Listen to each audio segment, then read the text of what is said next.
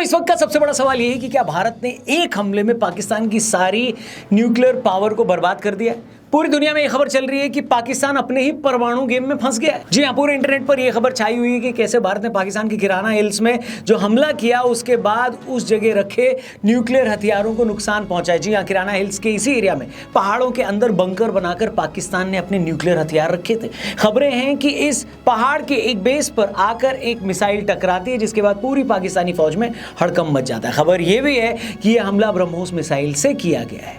हमला इतना ताकतवर था कि उस हमले से उस इलाके में रिक्टर स्केल पर 5 से ऊपर का अर्थक्वेक आ जाता है। फिर खबर आती है कि इस हमले के फौरन बाद वहां पाकिस्तान की न्यूक्लियर एसेट्स को नुकसान पहुंचता है, उससे रेडिएशन होने लगता है। उसी वक्त भारत पाकिस्तान के नूर खान एयरबेस को भी तबाह कर देता है। यहीं से कुछ दूरी पर पाकिस्तानी फौज का कमांड सेंटर भी था। फिर एक एक करके पाकिस्तान के सारे एयरबेस तबाह कर दिए जाते हैं। यह सब देखकर पाकिस्तानी फौज भयंकर पैनिक में चली जाती है। अमेरिका तक खबर पहुंच जाती है कि पाकिस्तान अपने न्यूक्लियर हथियार का इस्तेमाल कर सकता है।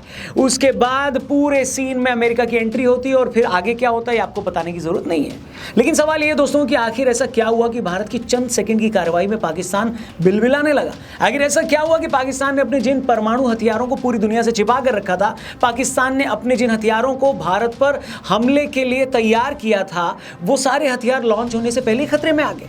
तो आखिर हुआ क्या, आइए आपको एक एक चीज डिटेल में समझाते हैं। वीडियो को अपने दोस्तों से जरूर शेयर करिएगा, चैनल सब्सक्राइब करिएगा। शुरू करते हैं। दोस्तों सबसे पहले आप ये समझ लें कि किराना हिल्स पाकिस्तान में वो सबसे बड़ी जगह है जहां पाकिस्तान ने अपने न्यूक्लियर हथियार स्टोर करके रखे हुए हैं। ये बेस सरगोदा एयरबेस से लगभग 9-10 किलोमीटर की दूरी पर है। ये जगह सरगोदा एयरबेस मुशाफ के पास में है जहां परमाणु हथियारों को ले जाने वाले J-16 विमान भी तैनात रहते हैं। खबर है कि जब भारत के लाख समझाने के बावजूद पाकिस्तान ने भारत के सिविल ठिकानों और एयरबेस पर हमला करना बंद नहीं किया तो फिर भारत ने भी पाकिस्तान को सबक सिखाने का फैसला कर लिया। अब हुआ ये कि पाकिस्तान के हमलों में तो भारत का कुछ हुआ नहीं, क्योंकि वो सारी मिसाइलें हवा में ही बर्बाद कर दी गई। लेकिन जब बारी भारत के हमले की आई तो पाकिस्तान में कयामत आ गई। भारत गाइडेड बमों और मिसाइलों से सुरंग की एंट्री गेट पर धमाका करता है। जैसा कि मैंने पहले कहा, यह अटैक इतना जबरदस्त था कि वहां पर भूकंप आ जाता है, अर्थक्वेक आ जाता है। इंडियन एयरफोर्स ने सिर्फ पहाड़ी पर हमला किया था, लेकिन उससे पहाड़ी के अंदर मौजूदा वो सारा जो स्ट्रक्चर था जिसके अंदर ये न्यूक्लियर बम या परमाणु बम स्टोर करके रखे गए थे, वो स्ट्रक्चर पूरी तरह टूटकर नीचे आ जाता है। कहते हैं उसी वक्त अंदर कुछ ऐसा हुआ है कि शायद जिससे रेडिएशन हो गया। इस रेडिएशन की बात अब पाकिस्तान की तरफ से जारी की गई एक नोटिफिकेशन में भी हो रही है। इसकी ऑथेंटिसिटी हम कंफर्म नहीं कर सकते, लेकिन यह तय है कि उस जगह से लोकल लोगों को हटा दिया गया है। लोग परेशान होकर एक दूसरे से पूछ रहे हैं कि आखिर हम कहां जाएं। सोशल मीडिया पर ऐसी बहुत सारी पोस्ट घूम रही हैं। इसके अलावा उसी वक्त नूर खान के एटॉमिक सेंटर पर भी अटैक किया गया। वो अटैक इतना जबरदस्त था कि नासा ने इसकी थर्मल सिग्नेचर को रिकॉर्ड किया। पता चला कि आग या थर्मल हॉटस्पॉट वहां 24 घंटे से ज्यादा वक्त तक रहा।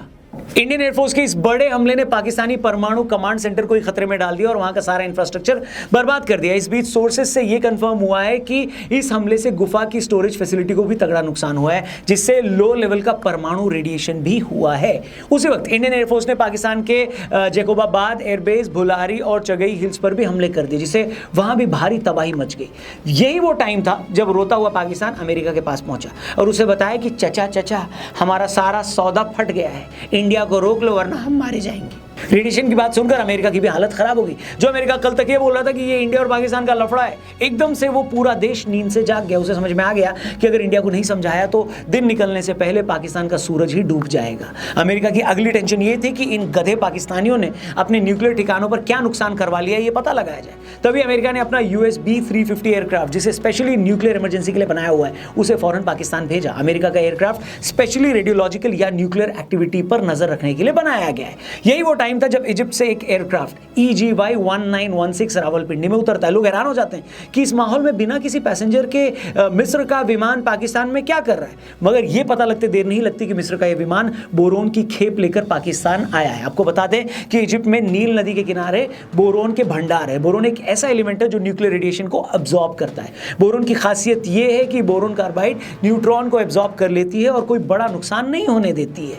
अब जैसे ये सारी खबरें आई सामने तो दुनिया के लोगों को समझने में देर नहीं लगी कि एक गधे पाकिस्तान ने अपने न्यूक्लियर एसेट्स बर्बाद करवा लिए हैं। ये सब देखकर यूएस के डिपार्टमेंट ऑफ एनर्जी के एक रिटायर्ड ऑफिसर ने कहा कि ये अपने आप में इस बात का प्रूफ है कि पाकिस्तान के न्यूक्लियर हथियार अब बेकार हो गए और अमेरिका का विमान इन्हीं हथियारों को सेफ जगह पर डंप करने जा रहा है। अमेरिकी एक्सपर्ट्स ने कहा है कि अमेरिका का जहाज का वहां जाना, मिस्र से बोरोन का वहां लाया जाना और फिर पाकिस्तान का यूएस को बोलकर सीज फायर करवाना, डॉट्स कनेक्ट कर रहे हैं आप, अपने आप में ये सब कुछ साबित करने के लिए काफी है कि आखिर वहां हुआ क्या।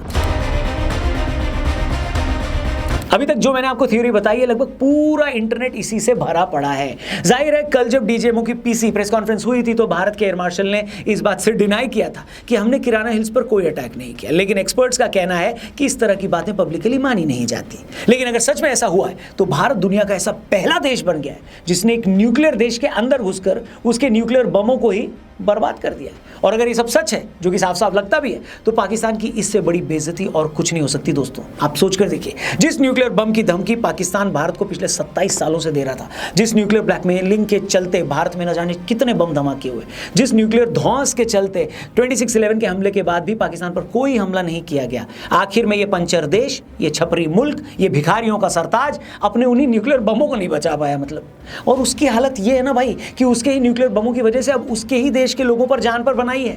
उन्होंने अपना घर छोड़ दिया वहां पर, उस एरिया में जो लोग रहते थे। अगर ये रेडिएशन आउट ऑफ कंट्रोल हुआ दोस्तों, तो हो सकता है कि उस इलाके में पाकिस्तान के लोग कभी अपने घर वापस न जा पाएं, कभी उस जगह पर कोई उगाई चीज न खा पाएं, कभी उस जगह में दोबारा रहने न जा पाएं।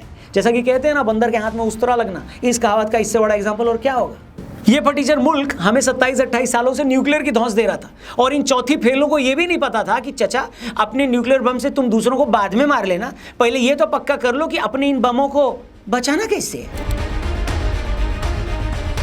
दोस्तों आज मैं डंके की चोट पर कहता हूं, प्लीज बुरा ना मानना, लेकिन सिर्फ इन 4 दिनों में साबित हो गया कि पाकिस्तानी फौज से बड़ी नपुंसक कौम पूरी दुनिया में कोई नहीं है। ये इतने फट्टू हैं कि भारत से कभी सीधी लड़ाई लड़ ही नहीं सकते। आज से पहले 4-4 जंगों में जूते खाए थे, फिर डर गए तो पीछे से आतंकी हमले करवाने लगे, और इस बार जब हमने सीधा हमला किया तो हर दिन जलील हुए, बेइज्जत हुए, बेआबरू हुए और हर रोज कूटे गए। न ये हमारी फौज के हाथों अपने आतंकियों के अड्डे बचा पाए, न ये फट्टू हमारे हाथों अपने एयरबेस बचा पाए, और जिन परमाणु हथियारों के दम पर ये सारी जिंदगी उछल रहे थे, हमारी फौज ने सिर्फ 1 मिनट में उसकी हवा निकाल दी। अब समझ में आया पहलगाम हमले के बाद मोदी जी ने क्यों कहा था कि मिट्टी में मिला देंगे। भारत ने पाकिस्तान के जिस ठिकाने पर हमला किया है वो मिट्टी में न मिला हो तो मुझे बताना। सब एकदम सफाचट कर दिया हमारी फौज ने। अब समझ में आया मोदी जी क्यों कह रहे थे कि हमारी प्लानिंग बहुत आगे की है। मतलब प्लानिंग ये थी कि जिस न्यूक्लियर बम की धौंस पर ये भिखारी फुदक रहे थे, इनका वो झुंझुना ही तोड़ डाला। जिस बम के दम पर ये उछल रहे थे, उस बम की सारी हवा निकाल दी। इस हमले के साथ पाकिस्तान को साफ बता दिया गया कि बेटा न तो तुम्हारे परमाणु बमों की कोई औकात है और न ही तुम्हारे फौज की कोई औकात। हम जहां चाहेंगे, जब चाहेंगे, जैसे चाहेंगे तुम्हें ठोक सकते हैं। तुम एक के बाद एक भारत पर मिसाइलें दागते रहे, कुछ नहीं हुआ। हमारी ब्रह्मोस मिसाइल ने सिर्फ एक धमाका किया, तुम्हारे मुल्क में भूकंप आ गया। और फिर अंडरलाइन कर दो दोस्तों, अभी तक भारतीय फौज ने पाकिस्तान को जो अपनी ताकत दिखाई है वो सिर्फ 5% ताकत भी नहीं है हमारी फौज की। अगर अगली बार ऐसा कुछ हुआ तो पाकिस्तान का वहीं पर गेम सेट और मैच हो जाएगा।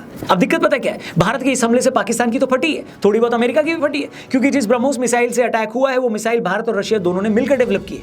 ये एक सुपरसोनिक क्रूज मिसाइल है जो हवा की स्पीड से भी कई गुना तेजी से जाती है। ये कितनी एक्यूरेट है इसका अंदाजा आप इसी बात से लगाओ कि भारत से कई 100 किलोमीटर दूर अगर इसे पाकिस्तान की किसी ठिकाने पर छोड़ा जाता है या छोड़ा गया तो ये एक भी इंच इधर या उधर नहीं होती। आप जरा सोच कर देखिए, एक मिसाइल भारत से चलती है और पाकिस्तान के एयरबेस के सीधा रनवे के बीचों बीच अटैक करती है, हिट करती है, न 1 इंच इधर न 1 इंच उधर।